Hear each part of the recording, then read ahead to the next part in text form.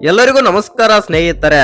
South Africa ವಿರುದ್ಧದ ಮೂರನೇ T20 ಪಂದ್ಯಕ್ಕಾಗಿ ಗಿಲ್ಗೆ ಮತ್ತು ಹರ್ಷದೀಪ್ ಸಿಂಗ್ಗೆ ಶಾಕ್. ಇನ್ನು ಪ್ಲೇಯಿಂಗ್ ಲೆವೆನ್ ನಲ್ಲಿ ದೊಡ್ಡ ಬದಲಾವಣೆ. ಅಷ್ಟಕ್ಕೂ ಈ ಪಂದ್ಯ ಎಲ್ಲಿ ನಡೀತಾ ಇದೆ ಮತ್ತು ನಮ್ಮ ಭಾರತ ತಂಡದ ಪ್ಲೇಯಿಂಗ್ ಲೆವೆನ್ ನಲ್ಲಿ ಯಾವೆಲ್ಲ ಬದಲಾವಣೆ ಆಗಿದೆ ಅಂತ ತಿಳ್ಕೊಂಬರೋಣ ಬನ್ನಿ. ಅದಕ್ಕಿಂತ ಮುಂಚೆ ನೀವೇನಾದ್ರೂ ಚಾನಲ್ಗೆ ಸಬ್ಸ್ಕ್ರೈಬ್ ಮಾಡ್ಕೊಳ್ಳೋದು ಹಾಗೆ ನೋಡ್ತೀರಾ, ಸಬ್ಸ್ಕ್ರೈಬ್ ಮಾಡ್ಕೊಂಡು ಬೆಲ್ ಐಕನ್ ಅನ್ನ ಆಲ್ ಇಟ್ಕೊಳ್ಳಿ. ಹಾಗೆ ಮರಿದ ಲೈಕ್ ಕೊಡೋದನ್ನ ಕೂಡ ಮರಿಬೇಡಿ. ಇನ್ನು ನಿಮ್ಗೆಲ್ಲ ಗೊತ್ತಾಗಿದೆ, ಮೂರನೇ ಟಿ20 ಪಂದ್ಯ ಬಂದ್ಬಿಟ್ಟು ಇದೇ ಡಿಸೆಂಬರ್ 14ರಂದು 7:30ಕ್ಕೆ ಧರ್ಮಶಾಲದಲ್ಲಿ ಆದ್ರೆ ನಡೆಯಲಿದೆ. ಇನ್ನು ಈಗಾಗಲೇ ನಮ್ಮ ಭಾರತ ತಂಡ ಸೌತ್ ಆಫ್ರಿಕಾ ವಿರುದ್ಧ ಒಂದು ಪಂದ್ಯ ಗೆದ್ದು ಒಂದು ಪಂದ್ಯ ಆದ್ರೆ ಸೋತಿದೆ. ಇನ್ನು ಎರಡನೇ ಪಂದ್ಯದಲ್ಲಿ ಹೀನಾಯವಾಗಿ ಆದ್ರೆ ಸೋತಿದೆ ನಮ್ಮ ಭಾರತ ತಂಡ. ಬೌಲಿಂಗ್ ನಲ್ಲಿ ಬ್ಯಾಟಿಂಗ್ ನಲ್ಲಿ ಎರಡರಲ್ಲಿ ಕಳಪೆ ಪ್ರದರ್ಶನ ತೋರಿ ನಮ್ಮ ಭಾರತ ತಂಡ ಎರಡನೇ ಟಿ20 ಪಂದ್ಯದಲ್ಲಿ 51 ರನ್ಗಳ ಮೂಲಕ ಸೋತಿದೆ. ಇನ್ನು ಈ ಪಂದ್ಯದಲ್ಲಿ ಬಂದ್ಬಿಟ್ಟು ಸೌತ್ ಆಫ್ರಿಕಾ ಮೊದಲು ಬ್ಯಾಟಿಂಗ್ ಮಾಡಿ 213 ರನ್ ಆದ್ರೆ ಹೊಡಿತಾರೆ. ಅನಂತರ ಸೆಕೆಂಡ್ ಇನ್ನಿಂಗ್ಸ್ ಆರಂಭಿಸಿದಂತ ನಮ್ಮ ಭಾರತ ತಂಡ 162 ರನ್ಗಳಿಗೆ ಆಲ್ಔಟ್ ಆಗ್ತಾರೆ ಅಂತಾನೆ ಹೇಳ್ಬೋದು. ಇನ್ನು ತಿಲಕ್ ವರ್ಮಾ ಅದ್ಭುತ ಬ್ಯಾಟಿಂಗ್ ಮತ್ತು ಜಿತೇಶ್ ಶರ್ಮಾ ಒಂದ್ ಒಳ್ಳೆ ಕಾಂಟ್ರಿಬ್ಯೂಷನ್ ಬಿಟ್ರೆ ಬೇರೆ ಯಾರ ಬ್ಯಾಟರ್ ಕಡೆಯಿಂದ ಅಂತ ಬ್ಯಾಟಿಂಗ್ ಬಲ ಬರಲಿಲ್ಲ ಮತ್ತು ನಮ್ಮ ಭಾರತ ತಂಡ ಗೆಲ್ಲಲು ಕೂಡ ಒಂದು ಉತ್ಸಾಹ ಕೂಡ ತೋರಿಸಲಿಲ್ಲ ಅಂತಾನೆ ಹೇಳ್ಬೋದು ಎರಡನೇ ಟಿ20 ಪಂದ್ಯದಲ್ಲಿ. ಇನ್ನು ಗಿಲ್ಗೆ ಮತ್ತು ಹರ್ಷದೀಪ್ ಸಿಂಗ್ಗೆ ಅವಕಾಶ ಸಿಗೋದು ಡೌಟ್ ಅಂತಾನೆ ಹೇಳ್ಬೋದು ಮೂರನೇ ಟಿ20 ಪಂದ್ಯಕ್ಕೆ. ಇನ್ನು ಮೂರನೇ ಟಿ20 ಪಂದ್ಯಕ್ಕಾಗಿ ನಮ್ಮ ಭಾರತ ತಂಡದ ಪ್ಲೇಯಿಂಗ್ ಲೆವೆನ್ ನೋಡೋದಾಯ್ತು ಅಂತಂದ್ರೆ ಅಭಿಷೇಕ್ ಶರ್ಮಾ ಜೊತೆ ಓಪನರ್ ಆಗಿ ಸಂಜು ಸ್ಯಾಮ್ಸನ್ ಆಡೋ ಚಾನ್ಸಸ್ ಆದ್ರೆ ಇದೆ. ನಂಬರ್ 3 ಅಲ್ಲಿ ಸೂರ್ಯಕುಮಾರ್ ಯಾದವ್ ಬಂದ್ರೆ ನಂಬರ್ 4 ಅಲ್ಲಿ ತಿಲಕ್ ವರ್ಮಾ ಆದ್ರೆ ಬರ್ತಾರೆ. ಇನ್ನು ನಂಬರ್ 5 ಅಲ್ಲಿ ಶಿವಂ ದುಬೆ ಬದಲಾಗಿ ವಾಷಿಂಗ್ಟನ್ ಸುಂದರ್ ಆಡೋ ಚಾನ್ಸಸ್ ಆದ್ರೆ ಇದೆ. ಇನ್ನು ನಂಬರ್ 6 ಅಲ್ಲಿ ಹಾರ್ದಿಕ್ ಪಾಂಡ್ಯ, ನಂಬರ್ 7 ಅಲ್ಲಿ ಜಿತೇಶ್ ಶರ್ಮಾ ಆದ್ರೆ ಆಡ್ತಾರೆ. ಇನ್ನು ನಂಬರ್ 8 ಅಲ್ಲಿ ಅಕ್ಷರ್ ಪಟೇಲ್, ನಂಬರ್ 9 ಅಲ್ಲಿ ಹರ್ಷದೀಪ್ ಸಿಂಗ್ ಬದಲಿಗೆ ಹರ್ಷಿತ್ ರಾಣಾ ಆದ್ರೆ ಆಡೋ ಚಾನ್ಸಸ್ ಆದ್ರೆ ಇದೆ.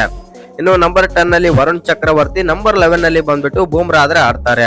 ಇನ್ನು ಈ ಪಂದ್ಯಕ್ಕಾಗಿ ನಮ್ಮ ಭಾರತ ತಂಡದಲ್ಲಿ ಈ ಎರಡು ಬದಲಾವಣೆ ಆದ್ರೆ ಗೆಲ್ಲೋ ಚಾನ್ಸಸ್ ಆದ್ರೆ ಇದೆ.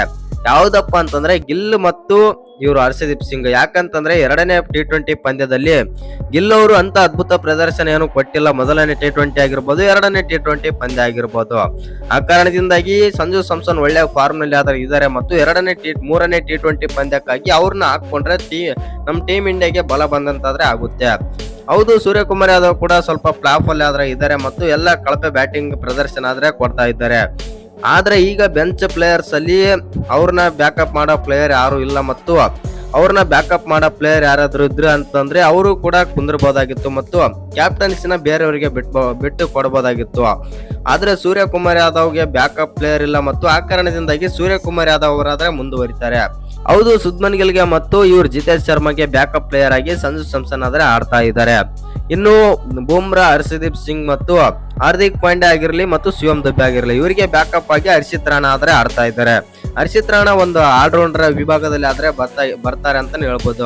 ಆ ಕಾರಣದಿಂದಾಗಿ ಹರ್ಷಿತ್ ರಾಣಾ ಹರ್ಷದೀಪ್ ಸಿಂಗ್ ಬದಲಿಗೆ ಮೂರನೇ ಟಿ20 ಪಂದ್ಯಕ್ಕೆ ಆದ್ರೆ ಆಡ್ತಾರೆ. ಇನ್ನು ಸಂಜು ಸ್ಯಾಮ್ಸನ್ ಬರ್ತಾರೆ ಗಿಲ್ ಅವರ ಬದಲಾಗಿ. ಇನ್ನು ಬ್ಯಾಕಪ್ ಪ್ಲೇಯರ್ ಆಗಿ ಕುಲ್ದೀಪ್ ಯಾದವ್ ಮತ್ತು ವಾಷಿಂಗ್ಟನ್ ಸುಂದರ್ ಆದ್ರೆ ಇದ್ದಾರೆ. ವಾಷಿಂಗ್ಟನ್ ಸುಂದರ್ ಬಂದ್ಬಿಟ್ಟು ಶಿವಂ ದುಬೆ ಬದಲಿಗೆ ಬರೋ ಚಾನ್ಸಸ್ ಆದ್ರೆ ಇದೆ. ಇನ್ನು ಕುಲ್ದೀಪ್ ಯಾದವ್ ಬಂದ್ಬಿಟ್ಟು ವರುಣ್ ಚಕ್ರವರ್ತಿ ಮತ್ತು ಅಕ್ಷರ್ ಪಟೇಲ್ಗೆ ಬ್ಯಾಕಪ್ ಆಗಿ ಇಟ್ಕೊಂಡಿದ್ದಾರೆ. ಆ ಕಾರಣದಿಂದಾಗಿ ಅಕ್ಷರ್ ಪಟೇಲ್ ಆಲ್ರೌಂಡರ್ ಅಲ್ಲಿ ಫಿಟ್ ಆಗ್ತಾರೆ ಮತ್ತು ಅಕ್ಷರ್ ಪಟೇಲ್ಗೆ ಇವ್ರನ್ನ ಹೋಲಿಕೆ ಮಾಡೋದಂತೂ ಸಾಧ್ಯ ಇಲ್ಲ ಮತ್ತು ಅದು ಅಸಾಧ್ಯ. ಯಾಕಂತಂದ್ರೆ ಕುಲ್ದೀಪ್ ಯಾದವ್ ಅಷ್ಟೊಂದು ಏನು ಕ್ಲೀನ್ ಬ್ಯಾಟರ್ ಅಲ್ಲ ಮತ್ತು ಆಲ್ರೌಂಡರ್ ಅಲ್ಲ. ಆ ಕಾರಣದಿಂದಾಗಿ ಅಕ್ಷರ್ ಪಟೇಲ್ ಬೇರೆ ಆಲ್ರೌಂಡರ್. ಇನ್ನು ವರುಣ್ ಚಕ್ರವರ್ತಿಗೆ ಬ್ಯಾಕಪ್ ಪ್ಲೇಯರ್ ಆಗಿ ಕುಲ್ದೀಪ್ ಯಾದವ್ ಆದ್ರೆ ಇದ್ರು. ಈಗ ಕುಲ್ದೀಪ್ ಯಾದವ್ನ ಇವ್ರ ಬದಲ ಆಡಿಸಬಹುದು ಅಂತಂದ್ರೆ ವರುಣ್ ಚಕ್ರವರ್ತಿ ಒಳ್ಳೆ ಫಾರ್ಮ್ ನಲ್ಲಿ ಆದ್ರೆ ಇದ್ದಾರೆ ಮತ್ತು ಒಳ್ಳೆ ವಿಕೆಟ್ಸ್ ಎಲ್ಲ ತೆಗಿತಾ ಇದ್ದಾರೆ. ಒಟ್ಟಿನಲ್ಲಿ ನಮ್ಮ ಭಾರತ ತಂಡ ಬಂದ್ಬಿಟ್ಟು ಮೂರನೇ ಟಿ20 ಪಂದ್ಯಕ್ಕಾಗಿ ಈ ಎರಡು ಬದಲಾವಣೆ ಆದ್ರೆ ಮಾಡ್ತಾರೆ. ಶುಭ್ಮನ್ ಗಿಲ್ ಬದಲಿಗೆ ಸಂಜು ಸ್ಯಾಮ್ಸನ್ ಮತ್ತು ಹರ್ಷದೀಪ್ ಸಿಂಗ್ ಬದಲಿಗೆ ಹರ್ಷಿತ್ ರಾಣಾ.